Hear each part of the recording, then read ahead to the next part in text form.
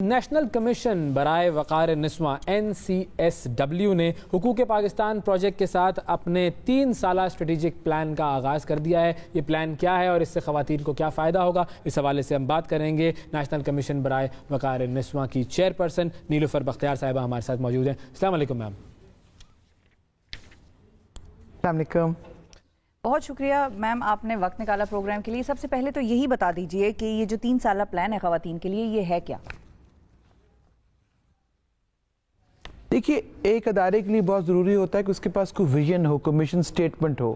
ہمارا جو پلان آخری بنا تھا وہ 2016 میں بنا تھا، تو ایک بہت بڑا گیپ آ گیا تھا، اور 18ویں ترمیم کے بعد نیشنل کمیشن کی اہمیت بہت بڑھ گئی ہے، کیونکہ ہم ایک واحد ادارہ ہیں جو خواتین کے حقوق کے حوالے سے فیڈرل سطح پہ کام کر رہا ہے۔ تو اگر ہمارے پاس یہ پلان نہیں ہوگا، بغیر ہم ویژن کے کام کریں گے، تو پھر تو خواتین کا اندھیرا ہو جائے گا نا فیوچر سارے کا سارا۔ اس لیے ہم نے اس پہ بڑی تیزی سے کام کیا، اور جو بڑی بات ہے جو مجھے فخر ہے اس پلان کے اوپر، وہ یہ ہے کہ ایک طریقہ تھا کہ اس پلان کو میں دفتر میں بیٹھ کے اپنے آفس کے بورڈ روم میں مکمل کر لیتی کچھ ایکسپرٹس کے ساتھ، لیکن میں نے یہ فیصلہ کیا کہ میں پاکستان کے ہر صوبے میں جاؤں گی اور ہر صوبے کے تمام سٹیک ہولڈر سے پرسنلی ملاقات کروں گی، اور بڑا کنسلٹیشنز کے بعد یہ پلان ہم نے تیار کیا ہے۔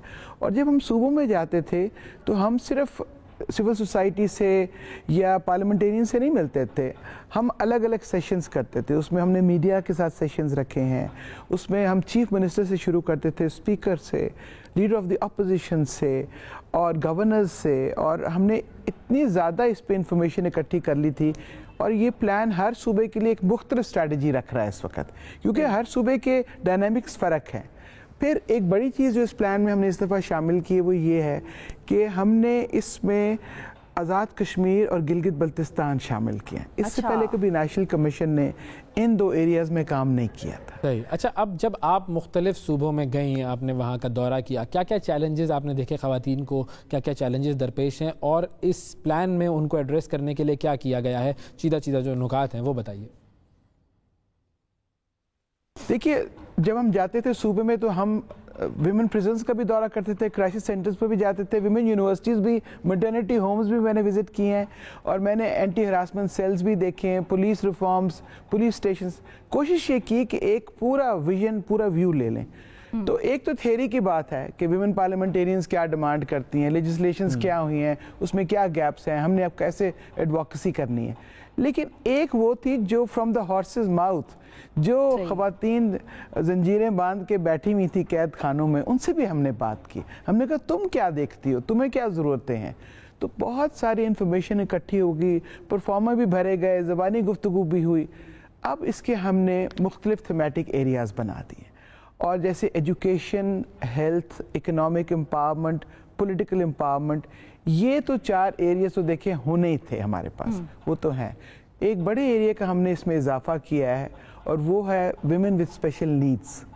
اس پہ ابھی تک کمیشن نے کبھی کام نہیں کیا تھا، اور میں جس صوبے میں گئی میرے پاس ڈسیبلٹیز والی خواتین نے بہت کمپلین کی میرے پاس کہ کیا ہم اس ملک کا حصہ نہیں ہیں، ہمارے لیے کوئی پالیسی نہیں بناتا ہے کمیشن۔ سو ہم نے ان کو انکلوڈ کیا اس دفعہ، اور پھر ٹرانسجینڈرز نے مجھے بہت اپروچ کیا، تو پھر ٹرانسجینڈرز کو شامل کیا۔ پھر ویمن چیمبرز نے، جو چھوٹے چھوٹے کاروبار کرنے والی خواتین تھیں، انہوں نے کہا جی ہمارے لیے بھی کوئی پلان بنائے، کوئی ویژن دے۔ تو کام اتنا زیادہ بڑھ گیا ہے کیونکہ اب بڑا ایک لارج سکیل ہو گئی ہے چیزوں کی، ہماری ٹیم بہت چھوٹی سی ہے۔ تو ہم نے یہ جو پلان کا آغاز کیا تھا یہ اس لیے کیا تھا کہ تاکہ جو ڈیولپمنٹ پارٹنرز ہیں ان کو آن بورڈ کریں، اور ان کو بتائیں کہ کس جگہ پہ واقعی ہمیں پیسوں کی ضرورت ہے۔ تو آپ کے جو پارٹنرز ہیں وہ یورپی یونین ہے اس پروجیکٹ میں؟ اسٹریٹجک پلان بنانے کے لیے حقوق پاکستان یورپین یونین کی ایک پروجیکٹ ہے، اس کے تحت یہ پلان ہم نے بنایا، رپورٹ انہوں نے ہمیں ہیلپ کیا لکھنے میں۔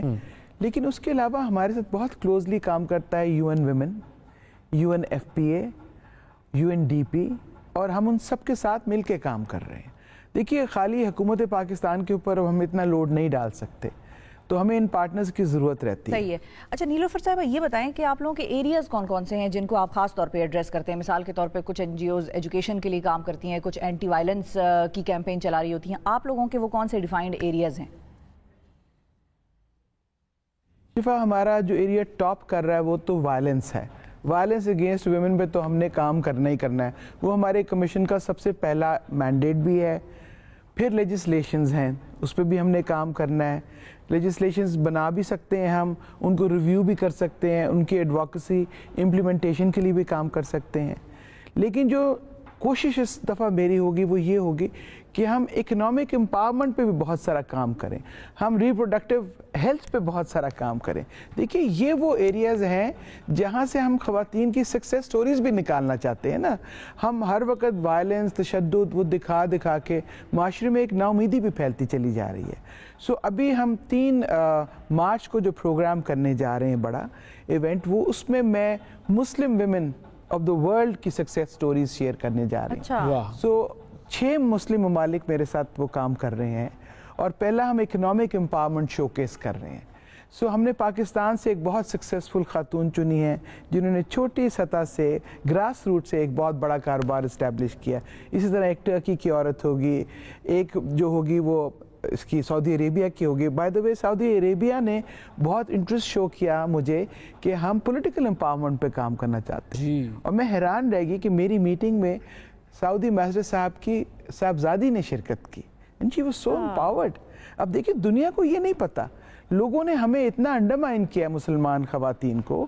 تو میں نے کہا انٹرنیشنل ویمنس ڈے ہم منائیں گے, وہ تو ہم نے منانا ہے اور بہت شان سے منانا ہے, اس پہ کوئی دو رائے نہیں ہے میری. لیکن ساتھ ساتھ میں چاہتی ہوں جو سکسیسفل سٹوریز امپاورمنٹ کی ہیں وہ بھی اٹھائیں. سو ٹرکی کے ساتھ بھی ہم کر رہے ہیں. اب ٹرکی اپنے آرٹسٹ کے بارے میں بات کرے گا, کیونکہ ہم نے کہا کہ جو آج کل سارے ڈرامہ سیریز وغیرہ چل رہی ہیں, ہم اپنے آرٹسٹ کو پروموٹ کریں. تو جب 6 مسلم کنٹریز کا ہوگا تو آپ دیکھیے کیا سما بندے گا, اس میں ایک میں آپ نے بھی آنا ہے. بالکل صحیح ہے, انشاءاللہ جی ہم ہوں گے وہاں پر. لیکن یہ بتائیے کہ جب آپ لوگ گاؤں میں جاتے ہیں یا دور دراز کے علاقوں میں جاتے ہیں اور وہاں پر گھروں میں جا کے ظاہر ہے آپ لوگ اویئرنیس کیمپینز کر رہے ہوتے ہیں, تو اس میں مرد بھی ہوتے ہیں. مردوں کا کیا ٹیک ہوتا ہے اور کیا رول ہے اس ساری کیمپین کو فردر آگے لے جانے میں؟ کیونکہ وہ ہوتے ہیں یا کچھ خواتین بھی ایسی ہوتی ہیں جو یہ سمجھتی ہیں کہ یہ تو شہر کی عورتیں آ گئی ہیں اور ہماری بچیوں کو اب ورغلا رہی ہیں, تو ان کا کیا رول ہوتا ہے؟ خاص طور پہ میں مردوں کی بات کر رہی ہوں, ان گھروں کے. دیکھیے میری تو کوشش یہ ہوتی ہے کہ ہر معاشرے میں جس جگہ بھی میں جاؤں, کسی ادارے میں جاؤں یا کسی گاؤں میں وہاں پہ رول ماڈل مرد ڈھونڈتی ہوں. اور اگر کسی گاؤں میں آپ نے انٹری لینی ہے تو سب سے اچھا طریقہ ہے کہ آپ مسجد کے اندر چلے جائیں, سلام دعا لیں, ان کو ایکسپلین کریں کہ آپ وہاں کیوں آئے ہیں. بالکل. اور میں آپ کو بتاؤں کہ بڑے انلائٹنڈ قسم کے آپ کو علماء, دینی علماء مل جاتے ہیں جو آپ کا ساتھ دیتے ہیں اس کام میں. ایسا نہیں ہے, عورت کی تعلیم, عورت کی صحت پہ کون سا مذہب ہے دنیا کا جو منع کرتا ہے؟ کسی بھی مذہب میں اس کی ممانعت نہیں ہے. تو اب یہ کہ یہ جو ایک طرف کی ایکسٹریم ہے, یہ جو دوسری طرف کی ایکسٹریم ہے, کمیشن کا کام یہ ہے کہ بیچ میں لے کے دونوں سائڈ کے لوگوں کو اپنے ساتھ چلے. ہم نے کسی کے اوپر پابندی نہیں لگانی, ہم نے کسی کی سپیچ کے اوپر پابندی نہیں لگانی, کسی کے لباس کے اوپر پابندی نہیں لگانی. ہم نے یہ کہنا ہے کہ ترقی کے راستے پہ چلو اور اپنے حقوق کے لیے جنگ لڑو. اچھا, اب آپ نے پولیٹیکل امپاورمنٹ کا بھی ذکر کیا. ہمارے یہاں پہ پولیٹیکل امپاورمنٹ ہماری پولیٹیکل پارٹیز میں بھی نظر نہیں آتی, ہمارے ایوانوں میں اتنی نظر نہیں آتی. اس کے لیے کیا کریں گے؟ دیکھیے پولیٹیکل امپاورمنٹ میں ویسے تو آج بہت گہما گہمی نظر آتی ہے اسمبلیوں میں, اور بات بھی بہت بڑی ہے. ہم رول ماڈلز ہیں, ہمارے جو سراؤنڈنگ کنٹریز ہے اس میں آپ دیکھیں تو پاکستان کا ایک بہت بڑا کردار ہے خواتین کے حوالے سے. لیکن اگر آپ گراس روٹ پہ جائیں, ابھی بلدیاتی انتخابات جو کنٹونمنٹ بورڈز کے ہوئے ہیں اس میں پورے پاکستان میں ایک عورت جیتی ہے. سو اس کے بعد ابھی میں نے پوری ایک ملک گیر کنسلٹیشن مکمل کی ہے, صرف آزاد کشمیر رہ گیا ہے. 26 تاریخ کو وہ کنسلٹیشن میں آزاد کشمیر میں مکمل کریں, اور 8 مارچ کا اس وقت جو کمیشن کا اپنا پروگرام ہے وہ political empowerment in the local bodies ہے فار ویمن آف پاکستان. سو دیکھیے یہ بہت بڑا ایجنڈا ہے. اگر گراس روٹ کی عورت امپاورڈ نہیں ہے تو اسمبلی کی عورت کیسے ہو سکتی ہے؟ بالکل, وہی تو ہماری نرسری ہے, وہی تو ہم ٹرین کر رہے ہیں ان خواتین کو. تو ہم نے جس صوبے میں گئے ہیں خواتین نے بڑی زبردست پارٹیسپیشن کی, اکراس پارٹی لائنز عورتیں آئیں. اور گراس روٹ میں یہ تفریق کم ہے کہ یہ نون کی ہے, یہ پیپلز پارٹی کی, وہ اکٹھی بیٹھ جاتی ہیں. تو وہ آئیں, ان کے مرد بھی آئے, انہوں نے کہا جی ہمیں 5% کوٹا تو ڈائریکٹ ٹکٹس کا آپ کروا کے دیں. پھر انہوں نے کہا کہ اگر چیئرمین کی سیٹ آدمی کی ہے تو وائس چیئر عورت ہونی چاہیے، اور انہوں نے کہا کہ جو بلدیاتی نظام کی جتنے ٹیئرز ہیں ہر ٹیئر پہ 33% مخصوص نشستیں، تو وہ ریزرو سیٹس بھی ہو گئی ہیں۔ اب ہماری ڈیمانڈ کہاں پہنچتی؟ جب میں صوبے سے واپس آتی ہوں کنسلٹیشن کے بعد تو پھر میں چٹھیاں نکالتی ہوں ساری پولیٹیکل پارٹیز کے لیڈران کو، بس سمیت اپنی پارٹی کے چیئر کو بھی لکھتی ہوں، میں عمران خان صاحب کو بھی خط لکھتی ہوں، میں سب کو لکھتی ہوں، میں اسپیکر اسمبلی کے جتنے امپورٹنٹ لوگ ہوتے ہیں بلدیاتی نظام کے حوالے سے ان کو خط لکھ دیتی ہوں۔